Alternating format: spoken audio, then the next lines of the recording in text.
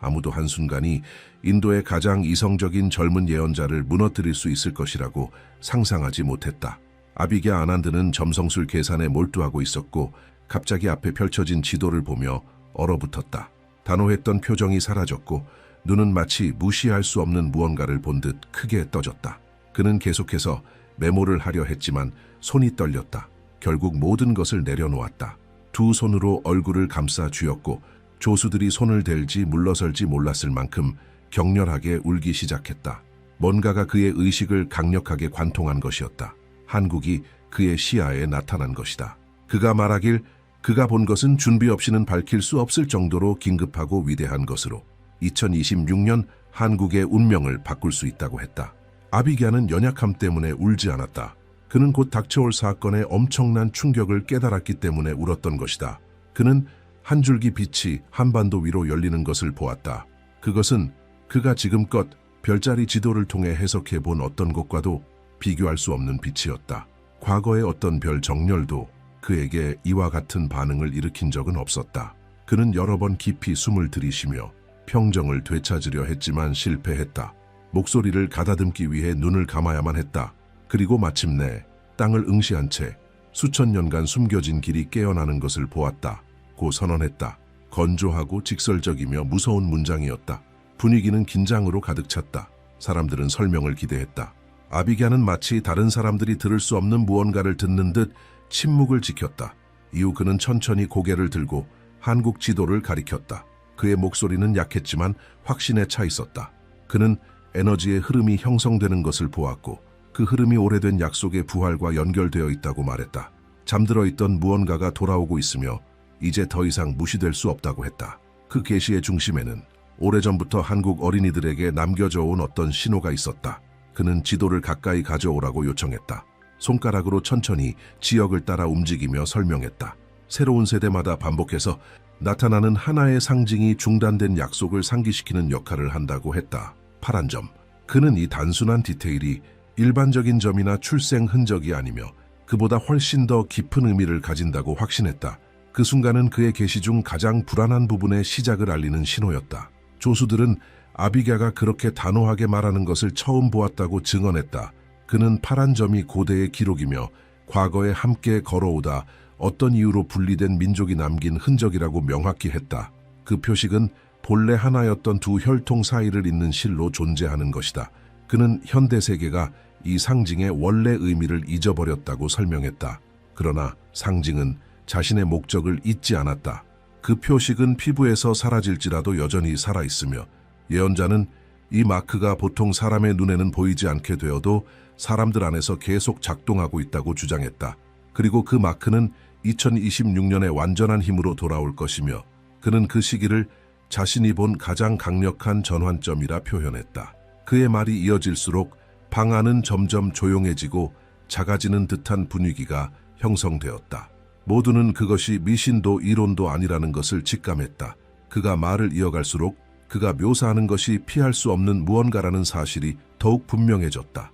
아비게아는 말을 잇기 전 깊게 숨을 들이쉬었다. 그는 파란 점이 경고의 역할을 한다고 선언했다. 누구도 예정된 재회를 놓치지 않도록 보내진 신호라는 것이다. 고대인들은 이 표식에 대한 인식을 가지고 있었으며 그것이 단절된 연결의 회복을 상징한다는 사실을 알고 있었다고 말했다. 그리고 두 민족이 자신들이 공유하는 힘을 인식하게 되는 것은 시간 문제일 뿐이었다. 그의 비전은 그 시간이 이제 도래했음을 보여주었다. 그리고 2026년에 예고된 사건들은 인간의 의지와는 무관하며 단지 정확한 순간을 기다리고 있을 뿐이라고 했다. 그가 조상의 인장을 설명할 때 그의 단호함은 더욱 강해졌다. 그는 이 파란 점이 무작위로 나타나는 것이 아니라고 설명했다. 그것이 한국과 몽골에서 유독 자주 나타나는 데에는 분명한 이유가 있다고 했다. 두 민족은 동일한 영적 기록을 공유하고 있으며 이는 그들이 같은 고대 혈통에서 유래되었기 때문이라는 것이다. 그 혈통은 살아남기 위해 분리되었지만 언제나 내면에 남겨진 것을 되찾으려는 부름을 간직하고 있었다. 그는 파란 점은 모든 민족에게 나타나는 것이 아니며 주로 이 두 민족에게서 나타난다고 강조했다. 이것이 많은 이들이 알지 못하는 공통된 기원을 드러내는 증거라는 것이다. 아비게아는 말을 잇기 전 오랜 침묵을 가졌다. 마치 한 단어 한 단어를 신중하게 고르는 듯했다. 그리고 이어 그는 이 계시는 아무리 놀랍게 느껴져도 자신이 이제 막 드러내기 시작한 진실의 표면에 불과하다고 말했다. 그리고 다음에 전할 내용은 대부분의 사람들이 들을 준비가 되지 않은 사실을 명확히 밝혀줄 것이라고 했다. 많은 사람들은 알지 못하지만 그의 영적 여정은 너무도 이른 시기에 시작되어 무시할 수 없는 것이었다. 어린 시절부터 그는 주기, 별자리 지도, 그리고 경험 많은 성인들도 수십 년이 걸려 해석할 움직임들을 분석해왔다. 그는 막연한 직감을 따르지 않았다. 소수만이 다룰 수 있는 정교한 구조를 따랐다. 그리고 바로 그 치밀함이 그가 본 한국에 대한 비전이 단순한 감정적 환상이 아니라는 것을 깨닫게 했다. 그것은 훨씬 더 큰 무언가의 일부였으며 수년간 관찰해오면서도 의미를 몰랐던 계산들과 완벽히 일치하는 것이었다. 그는 어릴 적 반복되는 꿈을 꿨다고 설명했다. 꿈속에서 그는 두 방향으로 갈라지는 민족들을 보았다. 광활한 영토를 보았다. 어린아이들의 등에 새겨진 어떤 표식을 보았다. 그는 그 의미를 전혀 이해하지 못했지만 언젠가 그것이 미래에 다시 돌아올 것이라는 느낌만은 분명히 가지고 있었다. 이후 베다 점성술을 공부하기 시작하면서 그는 고대 혈통들의 단절과 특정 시기에 그 혈통들이 다시 돌아온다는 내용을 다룬 기록들을 접하게 되었다. 그 문서들에는 매우 드문 해들, 두 힘이 다시 가까워지는 해들이 언급되어 있었다. 그는 그런 정렬이 자신의 생애 중에 일어나리라고는 결코 상상하지 못했다. 그러다 2026년이라는 해가 그의 분석 속에 나타났고 그는 그것을 결코 무시할 수 없는 날짜로 인식하게 되었다. 이 사실을 말할 때 그의 표정은 더욱 단단해졌다. 그는 공부를 하던 중 한국의 에너지가 항상 어떤 끊어진 주기와 연관되어 있음을 깨달았다고 말했다. 마치 시간이 멈춘 채로 남겨진 무언가를 이 나라가 지니고 있는 듯한 느낌이었다. 끝나지 않은 사명. 그는 이 느낌이 단순한 상징일 뿐이라 여겼지만 파란 점이 강렬하게 빛나는 환영을 보게 되었을 때 그 모든 공부가 구체적인 실체를 띠게 되었다. 그 순간 그는 한국이 조만간 다시 활성화될 조상의 요소를 품고 있다는 것을 보았다. 그것은 운명과 기원 그리고 지속성에 관한 것이었다. 그때 또 하나의 환상이 그 앞에 나타났고 이번에는 더 명확했다. 깊은 명상 중 그는 동쪽 하늘이 이례적인 빛으로 물드는 것을 보았다. 그 빛의 중심에서 하나의 형상이 천천히 다가오고 있었다. 그는 그것이 깊은 바닷속에서 떠오르는 거대한 거북이라는 것을 알아차렸다. 등껍질은 황금빛을 발하고 있었고 그 빛은 상징적인 것이 아니라 실제의 강렬한 빛이었다. 멀리 떨어진 지역까지 밝힐 정도의 빛. 예언자는 이 환상이 한 가지 힘이 상승하고 있다는 뚜렷한 표상이었으며 그 출발점은 바로 한국이라고 단언했다. 그는 그 에너지가 고대의 길을 따라 현대 세계가 잊어버린 경로를 열며 움직이고 있다고 말했다. 아비갸는 황금빛 거북의 등껍질을 영토의 재탄생을 의미하는 표식으로 묘사했다. 그의 말에 따르면 이 환상은 고대의 특정 암호를 지닌 민족들에게 새로운 길이 열리는 시점을 가리킨다. 그는 아주 오래된 전통 속에서 거북이란 장수와 확장을 상징한다고 설명했다. 그러나 그것은 폭력적인 확장이 아니라 반드시 일어날 수밖에 없는 확장이다. 움직여야 할 정확한 순간이 다가왔기 때문에 이동하는 것이다. 그는 이것이 자유로운 해석이 아니라 자신이 본 것을 정확히 묘사한 것임을 분명히 했다. 그 거대한 동물은 깊은 곳에서 솟구쳐 올라 북쪽을 향해 걸어갔고 그 길은 두 지역을 연결하고 있었다. 한국과 몽골. 예언자는 이 움직임이 과거에 속한 연결이 아니라 바로 눈앞에 닥친 미래의 연결임을 확신에 차서 밝혔다. 황금빛 등껍질에서 드러난 에너지는 한국이 이제 곧 오랫동안 제한되어 온 국경을 넘어 자신의 힘을 투영하기 시작할 것임을 보여준다. 동시에 몽골은 이 만남의 또 다른 조각임을 드러낸다. 그는 명상 중에 본 그 길이 상상의 것이 아니라고 말했다. 그것은 2026년의 에너지가 최고조에 도달할 때 작동하게 될 실제의 선이다. 그는 그 황금빛을 개방의 신호로 묘사했다. 그가 말하는 동안 조수들은 모든 세부에 집중하며 귀를 기울였다. 그의 말에는 확신이 넘쳐 흘렀다. 아비갸는 이 계시가 자신의 삶에서 가장 중요한 것 중 하나라고 설명했다. 그는 한국에서 시작되는 이 깨어남이 고립된 사건이 아니라고 했다. 그것은 수세기 전부터 예고된 재회의 시작이다. 그는 파란 점을 지닌 민족들이 같은 영적 기원을 공유한다고 선언했다. 그리고 이 기원이 활성화될 때 오랫동안 막혀있던 모든 것이 마침내 본래의 자리로 향하기 시작한다고 했다. 그에 따르면 지금 형성되고 있는 이 힘은 멈출 수 없다. 길은 열릴 것이고 에너지는 하나로 합쳐질 것이며 잃어버린 길은 다시 연결될 것이다. 아비갸 아난드가 2026년에 어떤 일이 일어날지를 설명하기 시작했을 때 방 안의 분위기는 완전히 바뀌었다. 그는 더 이상 조심스럽게 말하지 않았다. 마치 한 줄의 시간선이 눈앞에 펼쳐진 사람처럼 말하기 시작했다. 그는 수년간 희귀한 천문조합을 분석해왔으며 그중 일부가 고대에 분리되었던 힘들 사이의 재회를 가리키고 있음을 알아차렸다고 말했다. 하지만 그는 그 전체적인 의미를 완전히 이해하지 못했으며 그것이 완전한 환상을 보고 나서야 비로소 그 전모를 깨달았다고 했다. 그리고 그는 2026년이야말로 수세기 동안 멈춰있던 두 에너지가 다시 움직이기 시작하는 정확한 시점이라는 것을 알아냈다. 하나는 한국에서 오고 다른 하나는 몽골에서 솟구친다. 그는 이 만남이 문화적, 정치적, 감정적인 것이 아니라 에너지적 현상이라고 단언했다. 현대 세계는 이 움직임을 설명할 수 없지만 고대 전통들은 이미 이것을 두 혈통의 귀환이라 기록해왔다. 예언자는 2026년 하늘을 관측하며 아주 오랜 시대 이후 처음으로 두 개의 천체 흐름이 서로에게 다가오고 있다는 것을 포착했다. 그는 이 흐름들이 특정 국가에만 속한 것이 아니라 고대에 강제로 분리되기 이전에 공통된 영적 기원을 지닌 민족들에 속한다고 설명했다.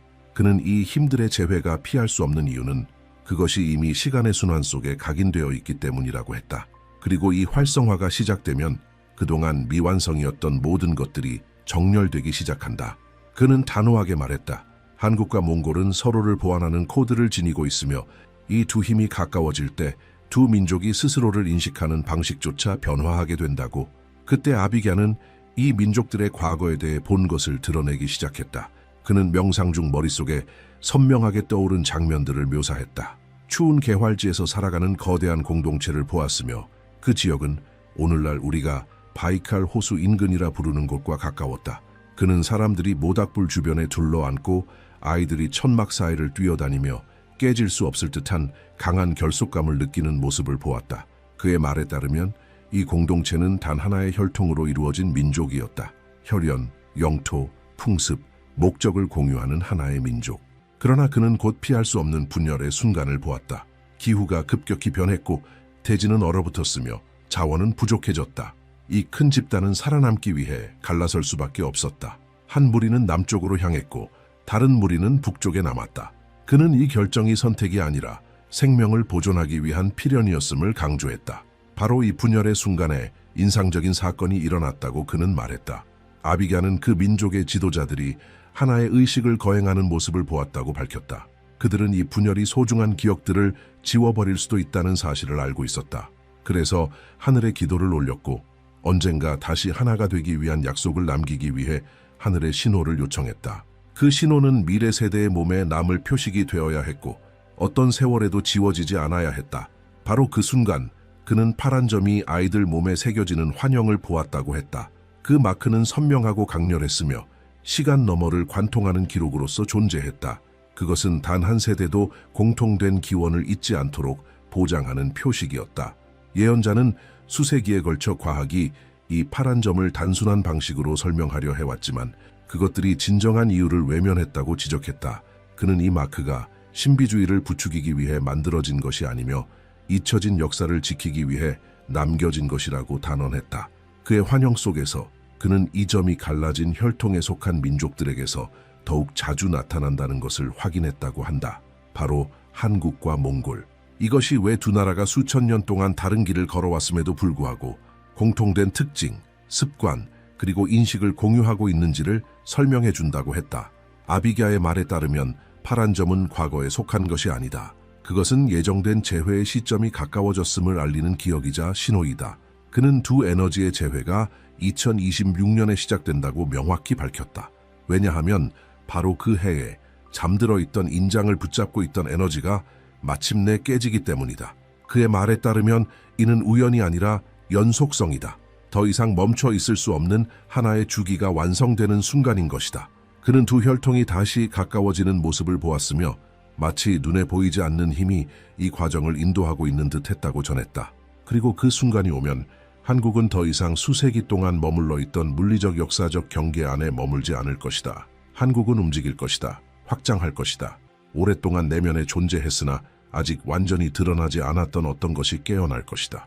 아비게아 아난드가 한국과 몽골 사이의 재회 뒤에 숨어있는 깊은 구조를 드러내기 시작했을 때 그의 목소리의 강도는 달라졌다. 그는 곧 다가올 일을 이해하기 위해선 두 에너지가 어떻게 서로를 완성하는지를 이해해야 한다고 말했다. 그의 비전 속에서 한국은 끊임없이 움직이는 살아있는 몸처럼 맥동하고 있었다. 에너지, 창조력, 속도, 어떤 환경도 발전으로 바꾸는 능력을 지니고 있었다. 동시에 그는 몽골을 거대한 기반으로 보았다. 단단하고 광활하며 잠재된 자원을 품은 대지. 그는 이 두 나라를 시간에 의해 분리된 하나의 유기체의 두 부분으로 묘사했다.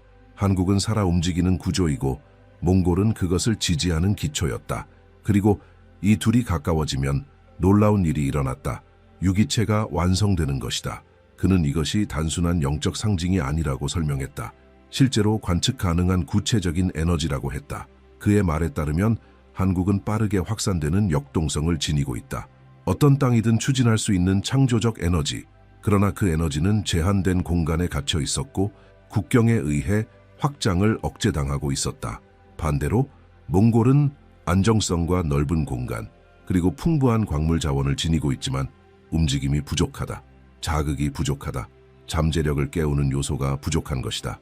아비게아는 이 두 에너지의 결합이 단순한 협력이 아니라고 강조했다. 그것은 증폭된 힘이다. 그 정렬이 실현될 때 그 누구도 따라올 수 없는 강력한 힘이 만들어진다는 것이다. 그의 비전은 2026년을 분석하며 더욱 강렬해졌다. 그는 그해 한국의 별자리 지도에 보이지 않는 개방이 나타난다고 말했다. 그것은 느린 전환이 아니라 단절의 순간이다. 그는 파란 인장에 새겨진 고대의 시간이 끝나는 것을 보았다. 한국은 더 이상 지리적 한계에 짓눌리는 나라가 아니다. 더 이상 바다와 국경 사이에 갇힌 나라가 아니다. 아비게아는 한반도 상공의 빛나는 경로가 형성되는 것을 보았다고 말했다. 마치 잊혀진 길이 지표 위로 다시 떠오르는 듯했다. 그 선은 대륙을 향해 이어지고 있었고 그의 말에 따르면 그것이 바로 잊혀진 길이다. 조상들이 언젠가 두 혈통이 다시 만날 준비가 되었을 때를 위해 남겨둔 경로. 이제 그 길이 다시 열리려 한다. 예언자는 한국이 멈추지 않고 자라나는 에너지를 지니고 있다고 단언했다. 그는 그 에너지가 수십 년간 축적되어 왔으며 나라가 발전할수록 자신이 가진 영토적 한계를 넘어서야 한다는 압박을 더욱 강하게 느끼고 있다고 말했다. 넘치는 힘이 있고 공간을 찾지 못하는 발전이 있으며 영토가 감당할 수 있는 범위를 초과하는 잠재력이 존재한다는 것이다. 그래서 그는 결론지었다. 한국은 갇혀 있도록 태어난 나라가 아니며 길을 열기 위해 준비된 나라다. 바로 눈앞에 항상 존재해왔던 대륙으로 나아가기 위해. 다만 그 대륙은 몽골과의 재회가 일어나기 전까지는 접근 불가능한 영역이었다. 이것이 바로 2026년이 그렇게 결정적인 의미를 갖는 이유다. 아비게아 아난드가 북쪽에 대해 말하기 시작했을 때 방 안에 있는 모두는 그것이 그의 계시 중 가장 민감한 지점이 될 것임을 직감했다. 그는 한국의 운명이 단지 그 국경 안에만 갇혀 있었던 것이 아니라고 했다. 그것은 오랫동안 단 하나의 문에 의해 막혀 있었다. 누구도 열지 못했던 그 문. 그는 그 문이 힘으로도 외교로도 전통적인 협정으로도 반응하지 않았다고 말했다. 그 문은 훨씬 더 깊은 무언가에 반응한다. 그리고 그는 자신의 환영 속에서 그 문이 마침내 움직이기 시작하는 것을 보았다고 전했다. 군사적 행동도 아니었고 외부 압력도 아니었다. 오직 하나의 나라, 그 지역의 가장 닫힌 면에 접근할 수 있는 유일한 나라, 몽골의 접근이었다. 예언자는 몽골의 트럭들이 북쪽으로 천천히 진입하는 모습을 보았다고 말했다. 그 장면에는 군사적 긴장도, 거부감도, 적대감도 없었다. 그는 그 비전에서 북쪽이 몽골의 존재를 외세로 인식하지 않고 낯설지 않은 존재로 받아들이고 있었다고 했다. 외부가 아니라 마치 같은 뿌리를 가진 존재와의 재회를 맞이하는 듯한 분위기였다. 그 움직임이 시작되는 순간 그는 현장의 공기가 완전히 바뀌는 것을 느꼈다. 긴장된 침묵은 평온하고 이례적인 고요함으로 바뀌었다. 그는 그 장면이 오랜 세월 전 분리된 혈통이 다시 돌아오는 것을 상징하고 있다는 것을 직감했다. 그리고 그 접근 앞에서 마침내 문이 열리기 시작했던 것이다. 아비게아는 이 개방이 정부의 결정과는 무관하다고 설명했다. 그것은 파란 인장에 새겨진 조상의 계통이 활성화되면서 나타나는 현상이라고 했다. 그는 몽골이 가까이 다가갈 때 북쪽은 남쪽에 보이는 것과는 전혀 다른 방식으로 반응한다고 말했다.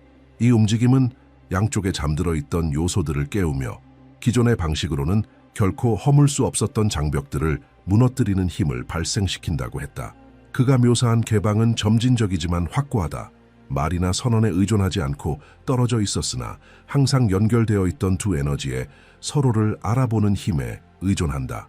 예언자는 그 문이 열리는 것이 훨씬 더 큰 변화로 이어지는 것을 보았다고 밝혔다.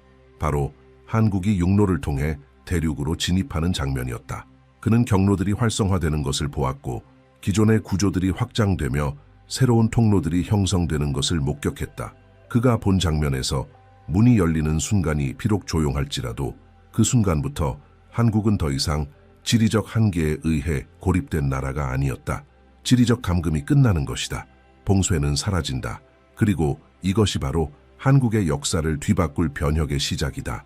그는 이 개방 직후 또 하나의 충격적인 장면을 보았다고 전했다. 바로 한국 열차들이 그동안 접근할 수 없었던 길을 따라 전진하는 모습이었다. 그는 부산에서 출발한 열차들이 한반도 전체를 가로질러 아무런 장애 없이 북쪽을 지나 몽골까지 이어지는 광대한 지역으로 달려가는 장면을 보았다. 철로는 과거의 오래된 철도망과 연결되었고 그 길은 오늘날 멀게만 느껴지는 곳들까지 뻗어 있었다. 그는 이 경로가 계속해서 힘을 얻으며 러시아 그리고 유럽까지 이어지는 모습을 보았다. 아비갸는 이 계시가 단순한 꿈이 아니라고 강조했다.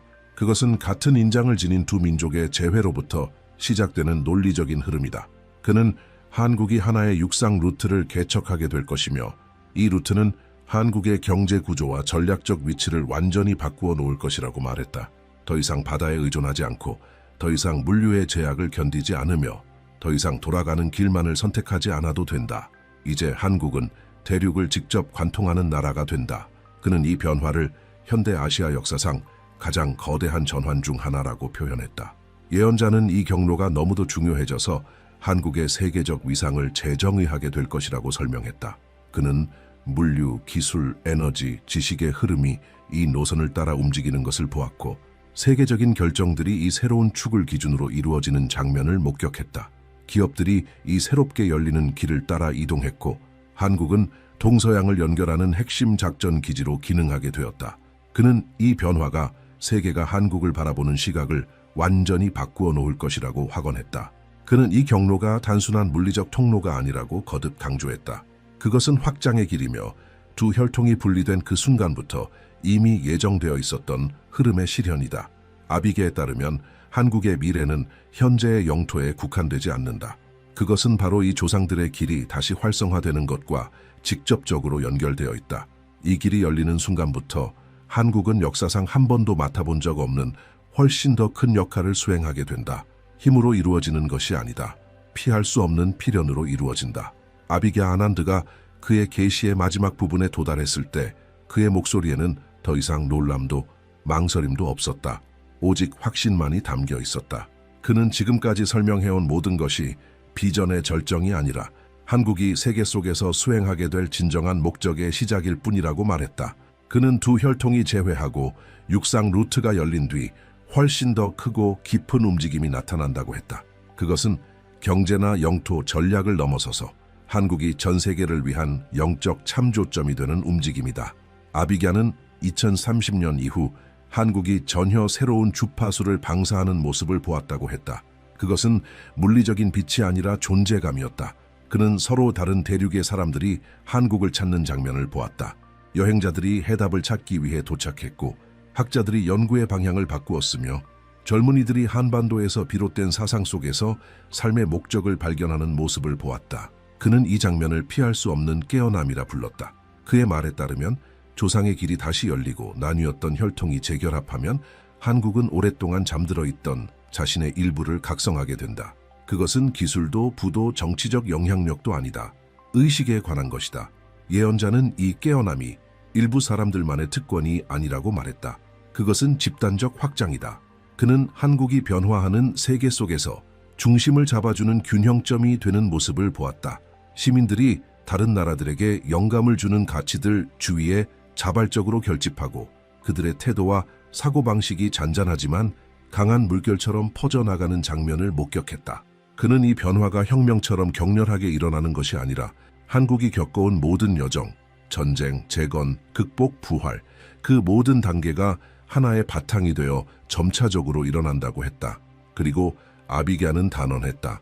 이 미래에서 한국이 맡게 될 역할은 영적 안내자의 역할이다. 그것은 기존의 종교가 아닌 세계의 다양한 민족들이 갈망하게 될 명료함의 힘으로 작동하는 것이다. 그의 환영 속에서 아비갸는 한국이 이전에는 강대국들에 의해 주도되던 세계적 흐름들을 이끌기 시작하는 모습을 보았다. 그는 한국이 중요한 결정들에 영향을 미치고 다른 나라들이 내부 갈등을 해결하기 위해 한국에서 비롯된 실천 방식을 채택하는 장면을 목격했다. 그는 한국이 세계를 진정시키고 연결하며 방향을 제시하는 목소리가 된다고 말했다. 그리고 이러한 변화는 조상들의 길이 열리는 것에서 비롯된 직접적인 결과라고 단언했다. 한국이 대륙으로 진입할 때 그 변화는 단지 물리적 확장에 그치지 않는다. 그것은 한국의 세계적 역할의 확장이기도 하다. 이때 아비갸는 환영의 마지막 요소들을 드러냈다. 바로 이 흐름이 제대로 진행되기 위해 반드시 지켜져야 하는 세 가지 지침. 그는 이것이 단순한 조언이 아니라 곧 도래할 집단적 에너지의 흐름을 제대로 유지하기 위한 코드라고 말했다. 각각의 지침은 필수적이며 하나라도 빠져서는 안 된다고 강조했다. 첫 번째 지침, 언어의 사용. 그는 말의 힘이 에너지를 만들거나 무너뜨린다고 했다. 환영 중 그는 한국이 앞으로 나아가는 모습이 국민들이 말의 사용을 조절할 때에만 가능하다는 것을 보았다. 무분별한 말은 힘을 고갈시키고 반면 의식 있는 말, 단단한 언어는 조상의 길을 강화한다는 것이다. 그의 말에 따르면 이것이야말로 2026년의 변화에 조화롭게 반응하고 2030년 이후의 깨어남으로 나아가기 위한 첫 번째 조건이다. 두 번째 지침, 나눔과 이타성. 아비갸는 기대 없이 서로를 돕는 행동이 한국의 에너지를 급속히 확장시키는 장면을 보았다고 했다. 그는 진정한 너그러움은 공동체의 에너지장을 강화하는 추진력이라 말했다. 이러한 실천이 많아질수록 조상들의 경로는 더 견고해지고 안정되며 오래전 분열로 흩어진 요소들이 다시 결합된다고 했다. 이 결합은 북쪽의 문이 열리면서 시작된 흐름에 가속도를 붙이는 핵심 원리다. 세 번째 지침, 믿음. 여기서 말하는 믿음은 특정 종교적 신앙이 아니다. 그것은 태도이며 불확실함 앞에서도 흔들리지 않는 내면의 확고함이다. 그는 두려움이 한국과 몽골을 잇는 에너지 흐름을 막는다고 했다. 끊임없는 의심은 모든 과정을 지연시키고 불신은 원래 열려야 할 경로들을 차단한다. 그래서 그는 믿음을 열쇠라고 표현했다. 믿음이 있어야 조상의 선이 살아있고 믿음이 있어야 깨어남이 유지되며 믿음이 있어야 예언된 흐름이 보호받는다. 이 세 가지 지침, 말, 나눔, 믿음은 단순한 덕목이 아니라 앞으로 열릴 흐름을 지속적으로 유지하고 강화하기 위한 근본 조건이다. 아비갸는 이 지침들이야말로 한국이 맞이할 새로운 시대를 제대로 열 수 있는 내부의 기술이자 외부의 연결고리라고 말했다. 예언의 마지막에서 아비갸는 한국이 현대사에서 가장 중요한 단계에 들어섰다고 선언했다.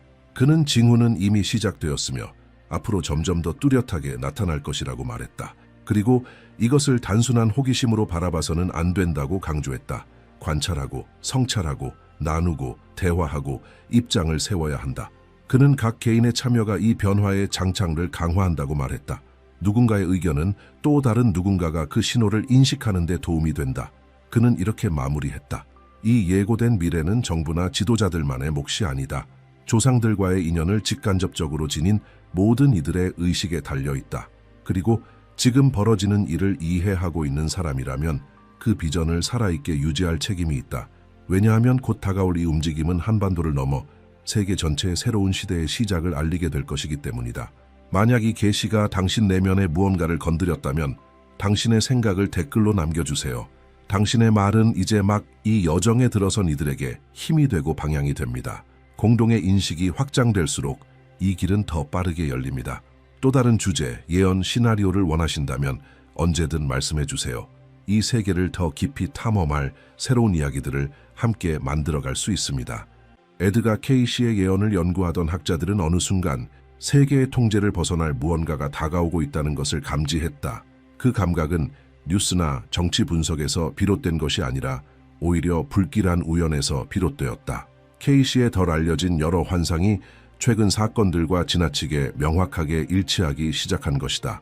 한때 단순한 호기심으로 여겨졌던 것이 경고로 바뀌었다. 그리고 그 예언의 중심에는 대다수 분석가들이 간과하던 한 장소가 있었다. K씨는 특정한 영토가 인류의 가장 위태로운 순간에 결정적인 역할을 하게 될 것이라 주장했다. K씨의 심층 리딩은 단순한 영적 이야기 이상이었다. 그는 마치 실시간으로 미래를 바라보는 것처럼 장면들을 묘사했고 그것은 수십 년 후에야 의미를 갖게 될 사건들이었다. 트랜스 상태에서 그는 사회적 격변, 대규모 구조물의 갑작스러운 붕괴, 지구의 질서를 바꿔놓을 인류 이동을 언급했다. 이러한 이미지 속에서 반복적으로 등장한 하나의 상징이 있었다. 세계가 가장 취약해질 때 깨어날 한 작은 나라였다. 그 민족은 다른 어떤 나라보다도 더한 무언가를 지니고 있다고 그는 말했다. 이러한 세부 사항은 오랫동안 주목받지 못했지만 최근의 변화는 잊혀졌던 기록에 대한 관심을 다시 불러일으켰다. K씨는 수세기 동안 압박을 견딜 것이지만 결코 중심적인 힘을 잃지 않을 영토를 언급했다. 그는 전쟁, 결핍, 분열, 외부 위협 속에서도 본질적인 정체성을 지켜내는 문화를 묘사했다. 지구가 가장 격동적인 국면에 들어설 때 그 내면의 힘이 다른 나라들이 필사적으로 찾게 될 안정의 중심이 될 것이라 보았다. 이 리딩을 다시 살펴본 연구자들은 K씨가 무작위 지역을 언급한 것이 아님을 알아차리기 시작했다. 그는 좁은 산맥, 취약한 해안선, 그리고 급격한 재기를 반복해온 민족을 언급했다. 모든 단서는 한 곳으로 이어졌다. 바로 한국이었다. 이름은 언급되지 않았지만 세부 사항의 정확성은 하나의 질문을 던졌다. 왜 K씨는 그곳에서 그토록 구체적인 무언가를 보았는가? 그의 말에 따르면 그곳에는 전 세계가 무너질 때 변화를 떠받칠 도덕적 에너지, 집단적 규율, 영적 회복력이 축적되어 있었다. 가장 불안한 기록 중 하나는 K씨가 영적으로 동방의 어느 산악 지역으로 인도되었다고 밝힌 부분이다. 그는 지친 얼굴들을 보았지만 환상 속에서도 감탄할 만큼 고요한 힘에 의해 지탱되고 있는 모습을 묘사했다. 그는 적은 것으로 살아가지만 비범한 지속 능력을 지닌 가족들에 대해 언급했다. 그 에너지는 단순히 전통 때문만은 아니며 전 지구가 사회적, 정치적, 감정적으로 동시에 흔들리는 시점에 대규모로 활성화될 것이라고 그는 말했다. 이 리딩에서 중심적인 또 다른 요소는 K씨가 인간 저장소라고 부른 개념이었다. 그는 한 장소를 묘사했는데 그곳은 결핍의 시대에 필요한 핵심 역량들이 모이는 곳이었다. 그것은 무기나 군사 구조물이 아니라 기술적 지식, 회복력 있는 생산 방식, 효율적인 보존 방법, 그리고 세계가 혼란에 빠졌을 때 전체 인구를 유지할 수 있는 집단적 의식이었다. 이러한 우연의 일치는 분석가들에게 불편함을 주기 시작했다. 왜냐하면 그는 이 장소가 위기 직전까지 과소평가될 것이라고도 말했기 때문이다. 다른 국가들은 주요 강대국들이 동시에 쇠퇴하기 시작할 때서야 그 가치를 인식하게 될 것이라 했다. K씨는 거대한 경제들이 기반을 잃고 안정되던 지역들이 긴장에 휩싸이며 거대한 블록들이 예상치 못한 균열을 겪을 것이라고 했다.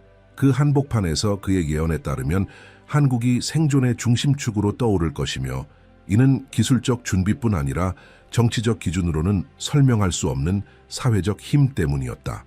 K씨는 또한 자신이 경험한 영적 체험을 언급하며 세계가 산산이 조각나는 듯한 순간에도 조용히 일하고 있는 한 무리의 사람들을 목격했다고 했다. 그는 그 민족이 사회 전체가 동기를 잃고 의미와 방향을 상실하게 될 순간에 필요한 감정적 열쇠를 지니고 있다고 보았다. 그의 관점에서 가장 위험한 위기는 물질적인 것이 아니라 심리적인 것이었고 이 분야에서 한국은 전 세계의 기준점으로 떠오를 것이라 했다. 거의 아무도 균형을 유지하지 못하는 시기에 감정적 구조를 제공할 수 있는 존재로서 말이다. 이러한 리딩은 수십 년 동안 신비주의적 호기심으로 간주되어 보관되어 왔다. 그러나 최근의 사건들과의 일치는 연구자들로 하여금 전혀 다른 관점으로 모든 내용을 재검토하게 만들었다. 새로운 비교가 이루어질 때마다 이전에는 보이지 않았던 지점들이 드러났다. 위기 속에서의 집단적 규율, 빠른 복구 능력, 높은 기술 준비도, 그리고 쉽게 무너지지 않는 감정적 저항력을 지닌 문화. K씨에게 있어 이 모든 요소는 현대사에서 가장 결정적인 시기를 버텨낼 수 있는 가장 중요한 기둥 중 하나였다. 에드가 케이시의 가장 수수께끼 같은 리딩들은 점점 고조되는 긴장으로 특징 지어지는 시기를 묘사했다. 그는 이 주기를 뱀의 이미지와 연관지었다. 그에 따르면 이 상징은 빠른 변화, 강제적인 조정, 국가 내부의 급격한 움직임을 의미했다.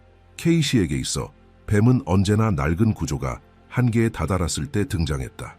케이시는 이 전환점이 2025년에서 2026년 사이에 발생할 것이라 말했다. 그는 세계가 동시에 여러 영역에서 요동치기 시작하는 시기로 묘사했다. 지도는 흔들리고 흐름은 끊기며 지역 블록들이 빠른 속도로 안정성을 잃게 된다는 것이었다. 세계 질서를 주도하던 강대국들은 예상치 못한 내부 문제에 직면하면서 지도력의 역량이 약화될 것이라고 했다. 케이시에게 있어 뱀은 바로 이러한 현실을 상징했다. 더 이상 미룰 수 없는 깊은 변화. 일부 국가는 저항하려 하겠지만 결국 수십 년 동안 누적된 피로에 무너질 것이라고 그는 내다봤다. 이 주기의 시작은 거창한 발표로 오는 것이 아니라고 케이시는 강조했다. 모든 것은 작고 분산된 충격들로 시작되어 빠르게 퍼져나갈 것이다. 한때 안전하다고 여겨졌던 지역에서 긴장이 고조되고 핵심 시장에서는 이전에는 상상할 수 없던 취약성이 드러나기 시작한다. 그는 지도자들이 내부 압박을 받는 동시에 외부 갈등이 동시에 고조되는 장면을 묘사했다. 이러한 과부하는 전 세계적 불안정을 야기하며 연쇄 반응을 일으킬 것이다. 케이시에 따르면 뱀은 바로 이 불가피한 연속의 첫 단계를 나타낸다. 이러한 환상 속에서 반복적으로 등장한 이미지는 수평선을 향해 전진하는 금속성 빛의 하늘이었다. 케이시는 주요 강대국들이 단순한 군사적 경쟁이 아니라 생존과 영향력을 둘러싼 총력전을 향해 충돌하게 될 것이라 했다. 그는 이미 마모된 징후를 보이던 체계들 간의 직접적인 충돌이 벌어질 것이라 내다봤다. 이러한 대립은 긴장된 정치적 분위기, 경제적 압박, 그리고 지배 지역 간의 대화 단절로 더욱 가속화될 것이다. 케이시는 이것을 선택이 아닌 수십 년에 걸쳐 지도자들이 택해온 경로의 결과라고 보았다.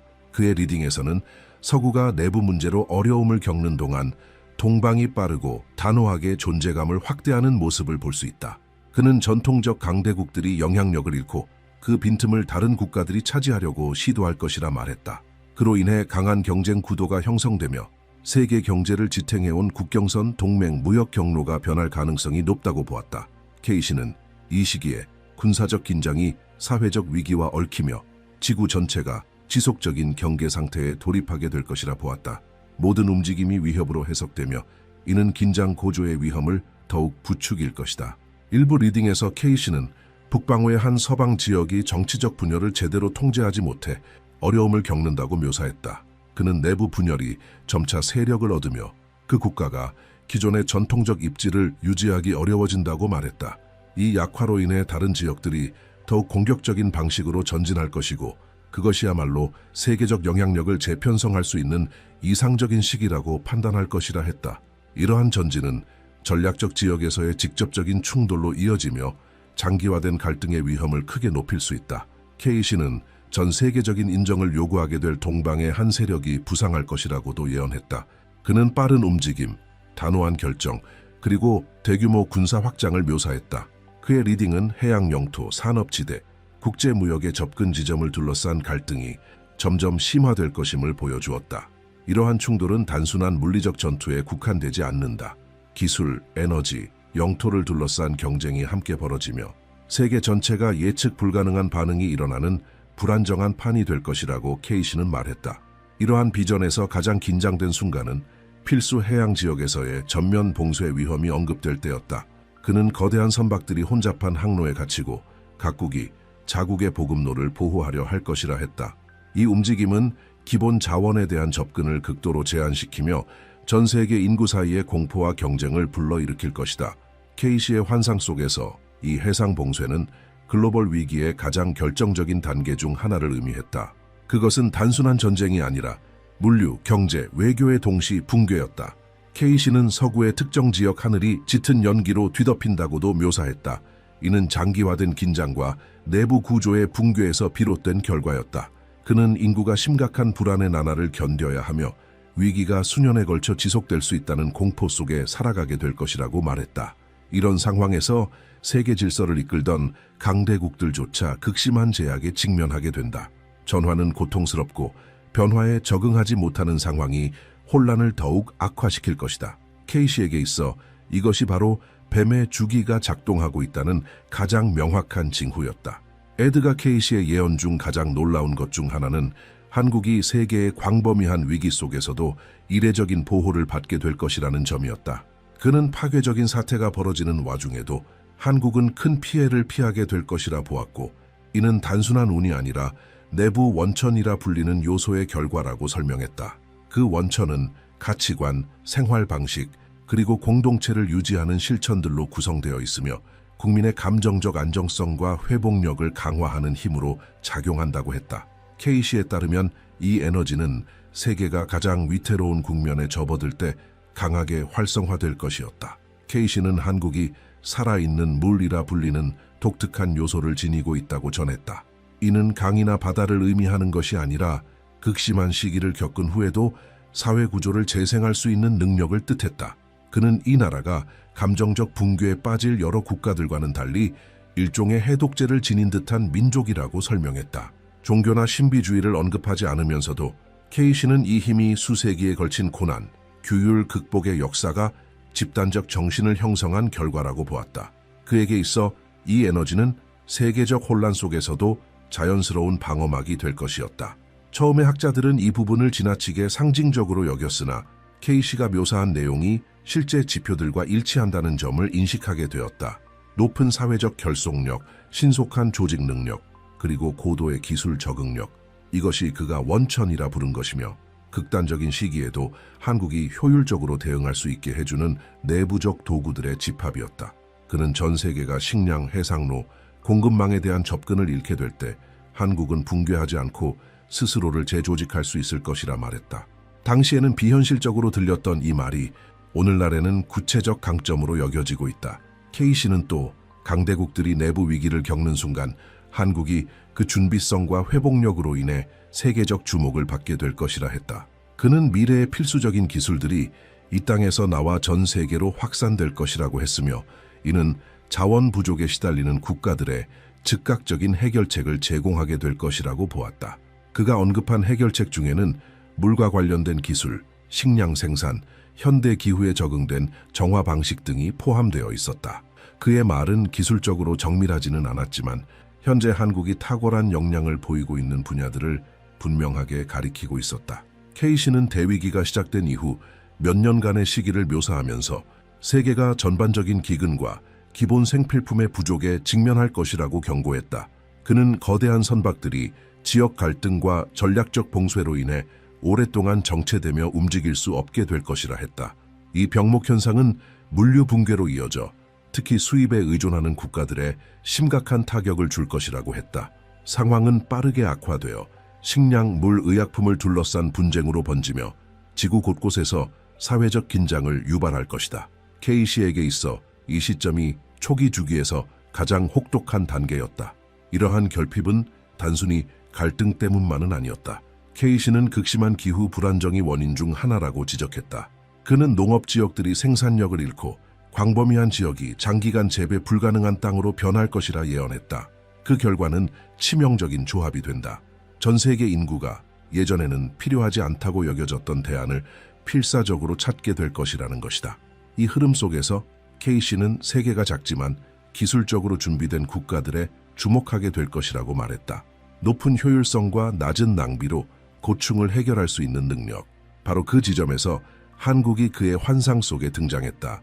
그는 한국에서 개발된 기술이 적대적인 환경을 단기간에 생산 가능한 땅으로 바꿀 수 있다고 말했다. 케이시는 장기간의 기후 불안정 속에서도 생산을 유지할 수 있는 방식에 대해 언급했으며, 이 시스템들은 너무나도 귀중해져서 다른 나라들이 내부 붕괴를 막기 위해 긴급히 도움을 요청할 것이라고 했다. 그의 비전에 따르면 이 지식의 이전은 한국을 세계에서 가장 영향력 있는 중심 중 하나로 만들게 되며, 그 원천은 군사력이 아닌 인류의 생존을 보장하는 과학의 지배력에 있었다. 이러한 예언들이 주는 감정적 충격은 컸다. 왜냐하면 케이시는 단순히 위기를 말하는 것이 아니라 세계가 작고 강한 나라들의 가치를 새롭게 인식하게 되는 깊은 의식의 변화를 묘사했기 때문이다. 그는 진정한 힘이란 영토나 무기, 경제 규모가 아니라 극한의 조건 속에서도 생명을 유지할 수 있는 능력이라고 말했다. 그런 의미에서 한국은 지쳐버린 지구에서 재생의 원천으로 인식될 것이며 그 인정은 자부심이 아닌 절박한 필요에서 비롯될 것이라 했다. K씨는 또한 한국 내부에서 책임의식이 깨어나는 과정을 예언했다. 그는 한국인들이 자신들의 기술과 방식이 전 세계에서 생명을 구하고 있다는 사실을 인식하게 되면 단순한 야망이 아닌 필연적인 자각을 통해 국제 문제에 더 적극적인 자세를 취하게 될 것이라고 말했다. 이는 세계가 가장 어려운 시기를 지나 재건의 단계로 나아갈 때 한국이 중심적인 역할을 맡게 되는 새로운 국면의 시작을 의미했다. 내부적인 보호력, 강한 사회적 결속력, 그리고 첨단 기술력이 결합된 이 나라는 K씨가 묘사한 2025년에서 2029년까지의 위기 주기에 가장 잘 대비된 국가 중 하나로 부상하게 된다. 그는 많은 나라들이 무너지는 동안 한국은 흔들림 없이 버티며 세계를 위한 감정적 물리적 피난처가 될 것이라 보았다. 그리고 이 시점에서 그의 환상은 정점을 맞이한다. 바로 그 땅에서 등장하는 하나의 인물, 다음 단계로의 전환을 이끌 운명을 가진 존재에 대한 예언이다. 에드가 케이시의 가장 깊은 예언들은 한국 내부에서 새로운 힘이 솟아나는 결정적인 순간에 도달한다. 그는 이 나라가 단지 기술이나 생산력 때문이 아닌 사회 전체를 재편할 수 있는 인간적 원칙을 지녔기 때문에 지구에 없어서는 안 될 존재가 될 것이라 말했다. 위기에 흔들린 세계는 새로운 방향성을 찾기 시작하며 한국에서 공동체 회복, 감정적 안정, 집단적 명료성을 되찾을 수 있는 도구들을 발견하게 된다. K씨는 이것이 바로 왜 한국이라는 땅이 전 지구적 붕괴 속에서도 보존되어 왔는지를 세계가 비로소 깨닫는 순간이라고 설명했다. 그는 한국이 척박한 환경에서도 생산을 지속할 수 있는 기술을 확보하고 극심한 자원 부족 속에서도 대규모 식량을 안정적으로 공급할 수 있는 재배 시스템을 갖추게 된다고 예언했다. 이러한 효율성 덕분에 수많은 국가들이 더 심각한 위기를 피하기 위해 긴급 협력을 요청하게 된다.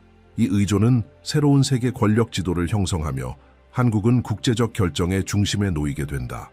이는 강제나 군사력이 아닌 전 지구가 절박하게 필요로 할 시점에 신속하고 신뢰할 수 있는 해답을 제공할 수 있는 능력에서 비롯된 영향력이었다. 이 시점에서 K씨는 세계의 관심이 단순히 기술이나 제품을 넘어서는 수준에 도달한다고 말했다. 각국은 한국을 바라보며 다른 지역들에서는 사라진 어떤 본질적인 무언가가 그곳에 존재한다는 사실을 깨닫게 된다. 그는 전 세계 사회가 심리적으로 붕괴되는 동안 한국은 내적 결속을 유지하며 혼란의 질서와 안정으로 대응할 수 있는 유일한 집단이 될 것이라 했다. 이 민족의 감정적 힘은 곧 세계적 기준이 되고 K씨에 따르면 그것은 공포와 불안이 지배하는 시대 속에서 인류에게 방향을 제시하는 일종의 인간 나침반 역할을 하게 될 것이다. K씨의 비전에서 가장 인상적인 부분 중 하나는 한국의 중심부에서 등장할 한 인물에 대한 묘사였다. 그는 이 인물이 정치인도 군사 지도자도 종교 지도자도 아니라고 명확히 말했다.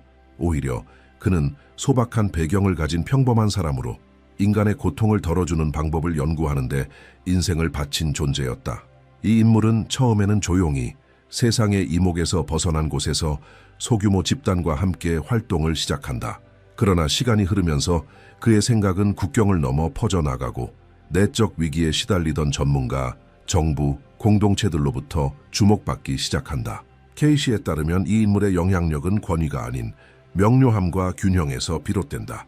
그는 이 인물이 오랜 불안정 속에서 인간의 정신을 재구조화할 수 있는 방법을 개발하게 될 것이라고 예언했다. 이는 일상에 적용 가능한 실용적 가르침으로 사람들에게 집중력, 목적의식, 자제력을 회복하게 해주는 내용들이었다.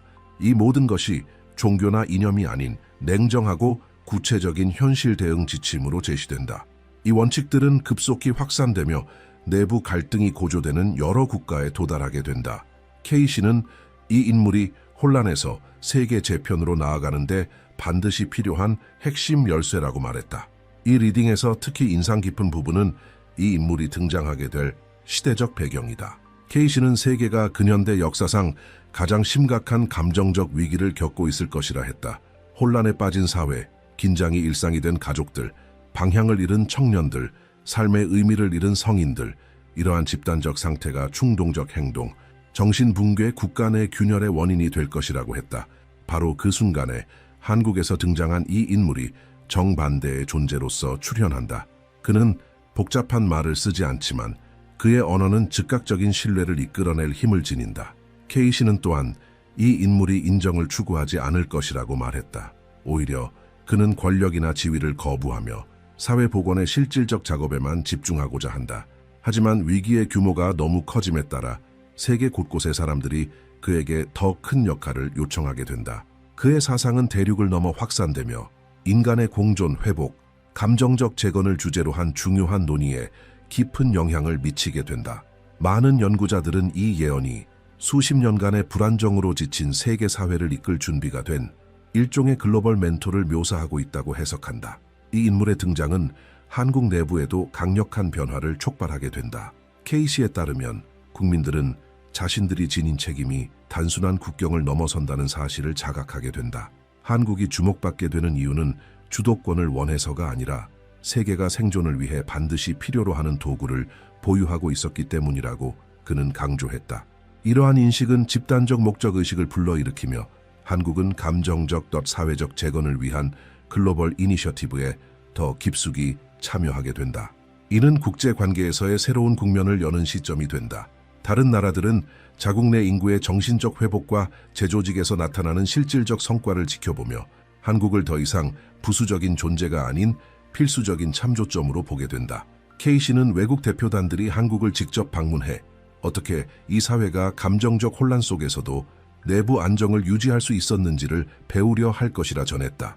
이러한 흐름은 한국을 단순한 관광지가 아닌 인간의 균형을 연구하는 중심지로 탈바꿈시킨다. 이는 다른 지역들이 독자적으로는 제공할 수 없는 해답을 구하는 절박한 탐색의 결과였다. 이 영향력이 확장됨에 따라 K씨는 한국이 세계적 희망의 중심지 중 하나가 될 것이라고 보았다. 생명을 유지시키는 기술과 마음을 재조직하는 방법론이 결합되어 기존의 국제 리더십과는 전혀 다른 형태의 지도력이 형성된다. 그것은 실용적 지성과 감정적 안정에 기반한 지도력이다. 그는 이 시점에서 세계가 깨닫게 된다고 말했다. 진정한 변화는 단순한 경제 시스템의 재편만으로 오는 것이 아니라 모든 것이 무너질 듯한 순간에도 인간이 일어선 채 있을 수 있는 힘에서 비롯된다는 것을. K씨의 환상은 또 한 번 새로운 단계로 접어들며 한반도 북부에서 일어날 사건을 묘사한다. 그는 이 지역에서 안에서부터 무너져 내리는 격렬한 붕괴가 있을 것이라고 예언했다. 이는 외부의 공격이나 계획된 군사작전이 아닌 내부의 오랜 누적된 피로가 더 이상 버텨내지 못하고 폭발하는 형태였다. 수십 년간 쌓여온 문제들이 극도의 압력으로 작용하면서 아무런 예고 없이 변화가 시작되는 것이다. 국민들은 지속되는 결핍의 무게를 체감하며 자발적인 움직임을 통해 한반도의 흐름을 근본적으로 바꾸기 시작한다. K씨는 북부 체제가 일련의 자연재해 이후 붕괴하게 될 것이라고 구체적으로 언급했다. 그는 폭우에 의한 대홍수, 대규모 산사태, 생산 가능한 지역에 대한 심각한 피해를 묘사했다. 이러한 사태는 빠르게 악화되며 도시들을 기근과 대규모 이주에 취약한 상태로 만든다. 이 붕괴는 정치적 결정에서 비롯된 것이 아니라 연쇄적인 충격들이 겹쳐져 더 이상 어떤 형태의 강제 통제를 유지하는 것이 불가능해지는 것이다. K씨는 이것이 수십 년간 두려움 속에 예견되던 결정적 전환점이 될 것이라 보았다. 영토가 혼란에 빠지면서 K씨는 북쪽 전체 인구가 남쪽으로 이동하기 시작할 것이라고 말했다. 이는 조직된 이주가 아니라 절박한 탈출에 가까운 움직임이었다. 삶의 기반을 잃은 가족들, 쇠약해진 사람들, 생계 유지를 할 수 없는 노인들이 생존을 위해 남쪽 국경으로 몰려들기 시작한다. K씨는 이 장면이 한반도 내에서 깊은 변화를 알리는 서막이 될 것이라 했으며 세계는 이 상황을 우려 속에 지켜보게 된다. 그러나 남한은 이전과는 전혀 다른 예상치 못한 태도로 이 상황을 마주하게 된다. 이는 앞서 K씨가 여러 비전에서 언급했던 성숙의 결과였다. 이 예언에서 가장 강렬한 순간은 K씨가 남한 정부의 반응을 설명할 때 나타난다. 그는 남측이 적대적으로 대응하지 않을 것이라고 했다. 오히려 세계를 놀라게 할 내부의 인도주의적 움직임이 일어날 것이라 말했다. 이 태도가야말로 실질적인 점진적 통일의 시작점을 형성한다. 그것은 정치적 구호나 급진적 통합이 아니라 생명을 지키고 지혜롭게 지역을 재건하려는 절박함에서 비롯된 자연스러운 흐름이었다. 감정적으로 이미 이전의 위기 주기를 통해 단련된 한국 사회는 다른 어떤 나라보다도 단호하면서도 따뜻한 방식으로 행동에 나설 것이다. K씨는 북부 지역의 재건이 세계적 이정표가 될 것이라고 했다. 남하는 기술자, 노동자, 전문가, 자원봉사자들을 대거 파견하여 무너진 기반 시설을 복구하고 물을 정화하고 식량을 생산하며 황폐해진 지역을 재정비하게 된다. 한편 세계 각국은 자체적인 내부 위기에 시달리며 개입할 여력이 없게 되고 이 부재는 오히려 남한의 역할과 책임을 더 분명하게 부각시킨다. 많은 나라들은 이 행보를 역사적 성숙의 징표로 받아들이게 된다. K씨에 따르면 이 시점에서 남한은 단순히 하나의 국가가 아닌 새로운 시대의 안정과 회복을 대표하는 리더십으로 자리 잡게 된다. 그리고 이는 힘으로 이끄는 리더십이 아니라 생명을 살리고 재건하는 능력에서 비롯된 리더십이었다. 이 전환의 정점에서 K씨는 한반도가 점진적으로 통일되며 아시아 내에서 전례 없는 지위를 얻게 될 것이라고 예언했다. 그는 한국이 군사력이 아닌 생산 효율, 사회적 균형, 국가적 회복력으로 이끄는 강대국으로 부상할 것이라 말했다. 글로벌 붕괴 속에서도 북부를 재건한 능력은 국제적 존경을 불러일으키고 여러 나라와 기업들이 자국 사회의 안정을 위해 한국과의 협력을 요청하게 된다. 이러한 영향력은 아시아 전역에 예상치 못한 성장의 길을 열어주게 된다. 이어지는 리딩에서 K씨는 많은 연구자들의 주목을 받은 장면을 묘사한다. 바로 한반도가 전통적 국경을 넘어 확장된다는 내용이었다. 그는 한국이 철도 회랑, 무역 루트, 공급망 네트워크의 중심축으로 떠오르게 되며 이는 기존의 다른 강대국이 통제하던 지역까지 뻗어나가게 된다고 했다. 이는 침략이 아닌 더 이상 해당 지역을 유지할 수 없게 된 강대국들이 남긴 공백을 자연스럽게 메우는 형태였다. 이런 확장은 아시아의 역학 구조를 근본적으로 재편하며 역사적 역할을 새롭게 정의하게 된다. 이와 함께 K씨는 한국의 문화적 영향력 또한 급격히 확대된다고 했다. 세계는 연이은 위기를 겪으면서도 감정적 붕괴 없이 이를 이겨낸 한국의 내면적 원동력에 주목하게 된다. 전 세계의 대학, 연구기관, 단체들이 한국의 회복 모델을 분석하며 이를 연구 주제로 삼게 된다는 것이다. 이 흐름은 한국의 국제적 위상을 더욱 높이며 한반도를 단순한 기술 강국이 아닌 감정적, 사회적 구조를 제공할 수 있는 본보기로 자리매김시킨다. 예언에서 가장 강렬한 부분 중 하나는 K씨가 한국 여권이 세계에서 가장 존중받는 여권 중 하나가 될 것이라 말한 대목이다.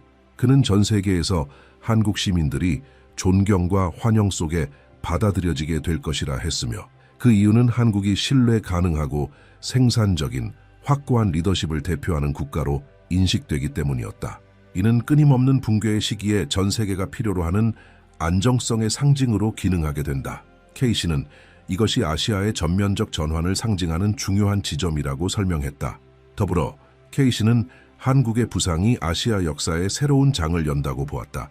이 나라는 기술, 생산, 사회 재조직에 있어 실질적인 해결책을 제시하며 아시아 대륙의 재건을 이끄는 중심축이 된다. 그는 한국이 유라시아 전체를 연결하는 참조점이 되어 새로운 연결망을 통해 한반도의 글로벌 중심성을 더욱 강화하게 된다고 했다. 그리고 그 이후 도래하는 다음 단계는 이전과는 차원이 다른 깊은 변화를 수반한다. 이 시점은 K씨의 비전에서 한반도의 정치적 영토적 정점이었다.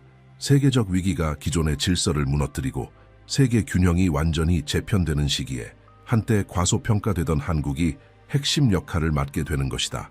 그러나 K씨는 여기서 끝이 아니라고 말한다. 그에 따르면 마지막 단계는 경제도 생산도 영토도 아닌 인류 전체가 맞이하게 될 가장 결정적 순간이며 그것은 현대사에서 가장 심오한 감정적 영적 도전이 될 것이다. 에드가 K씨의 한국에 대한 마지막 예언들은 한층 더 깊은 차원으로 들어간다. 그는 정치적, 기술적, 영토적 부상이 모두 이루어진 이후에도 인류는 어떤 강대국도 피할 수 없는 새로운 국면에 들어서게 될 것이라고 말했다. 그것은 전쟁도 경제 위기도 아니었다. 그것은 내면의 공허함, 수백만 명을 순식간에 삼키는 감정적 붕괴였다. K씨는 전 세계 인구가 감정적 단절, 삶의 의미 상실, 그리고 충동적 행동의 증가를 겪게 될 것이라 했고, 이것이야말로 현대 문명이 마주하는 가장 위협적인 과제라고 강조했다. 이 시기를 견뎌낼 수 있는 나라는 극히 소수에 불과하다고 그는 말했다. 그에 따르면 이 위기는 통제되지 않은 기술 발전의 직접적인 결과였다. 기계가 인간의 역할을 대체하고 모든 과정이 자동화되며 사회 구조가 재편되는 동안 효율성은 높아지지만 인간의 감정적 기반은 무너진다. 물질적 목표를 향해 달려가던 이들이 점차 내적 동기와 생의 목적을 잃게 되고, 그로 인해 집단적 무기력, 인간관계의 왜곡, 내면의 혼란이 전 세계적으로 확산된다는 것이다. 케이시는 어떤 기술도 이 문제를 해결할 수 없으며 오직 인간적인 것, 깊이 있고 일관된 무엇인가만이 해답이 될 수 있다고 했다. 바로 이 지점에서 케이시의 예언은 다시 한번 한국을 중심으로 회귀한다. 그는 한국이 세계가 균형을 잃는 시기에 결정적인 가치를 보유한 국가가 될 것이라 했다.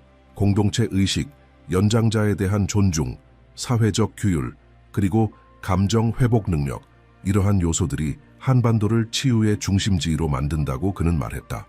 그것은 영적 약속이나 이상주의적 연설이 아니라 수십 년간 극한의 압박을 견디면서도 정체성을 잃지 않았던 실질적 경험에서 비롯된 역할이었다. 세계는 결국 이 힘을 인정하고 진정한 회복을 위한 길을 찾기 위해 한국에 손을 내밀게 될 것이다. 케이시는 자신의 예언을 마무리하며 지구가 인간적 원칙을 기반으로 한 자해건의 시대로 들어설 것이라고 말했다.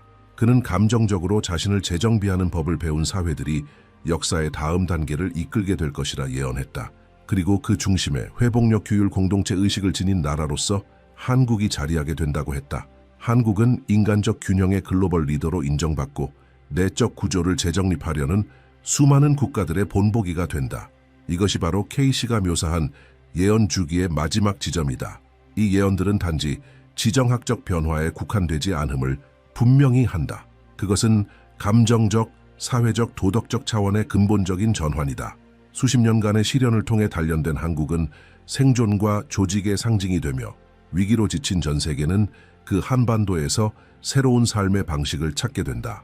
케이시는 이것이야말로 궁극의 유산이라고 말한다. 작고 강인한 한 나라가 마침내 전 인류의 치유를 이끄는 중심지가 되는 것이다.